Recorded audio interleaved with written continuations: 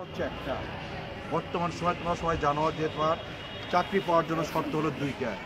একটা হলো একটা বিশেষ দল করতে হবে, আর একটা হচ্ছে 5 থেকে 10 লাখ 15 লাখ 20 লাখ টাকা করতে।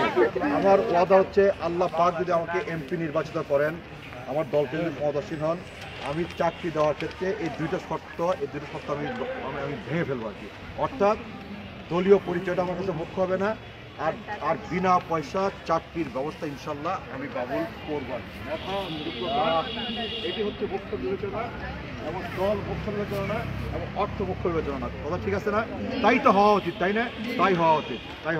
আমি চাই যে আমাদের শিক্ষার সুন্দর পরিবেশ থাকুক, নকল মুক্ত দুর্নীতিমুক্ত শিক্ষাঙ্গন, শিক্ষা ব্যবস্থা কায়েম হোক, আমাদের শিক্ষা জীবন শেষে সবার কর্মসংস্থানের ব্যবস্থা হোক, এবং কর্মসংস্থানটাও হোক দুর্নীতিমুক্ত, দলমুক্ত, স্বজনপ্রীতিমুক্ত হোক।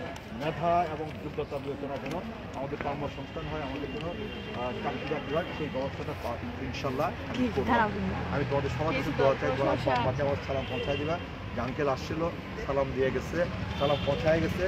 আর বললো যে তোমরা তোমাদের সাধ্য মতো যার যার এলাকায় আমার কর্মী হিসাবে, আমার আমার আমার আমার সন্তান হিসেবে তোমরা, আমার মেয়ে আমার জন্য যে কাজ করতে কেউ ছিল না, আমাদের বয়স 23 বছর মাস্টার্স করেছেন আপনার আমেরিকায়, ভালো ভালো করে অনেক ভালো তোমরা আমার দায়িত্ব, আমার মেয়ে আর কি। তোমাদের আনতে তোমাদের সামনে দাঁড়ায় আসছে, তোমাদের সবার কাছে করজোরে অনুরোধ করতেছে, ভিক্ষা চাইছে তোমরা সবাই তোমাদের বাড়িতে, তোমার গার্জিয়ানদেরকে আমার সালাম পৌঁছায় দেবে। সবাই জন্য ভোট কেন্দ্রে আসে, আমার সবাই জন্য এবার দানের সাথে ভোট দেয়, সবাই জন্য ভোট দিয়ে আমাকে যেন একটাবার এমপি নির্বাচিত হয়ে তোমাদের সুযোগ। তোমরা ভালো থাকো, ভালো করে পড়াশোনা করবো, মনোযোগ দিয়ে পড়াশোনা করবো, দোয়া করে আল্লাহ তোমাদেরকে অনেক বড় করুক। ঠিক আছে? Thank you.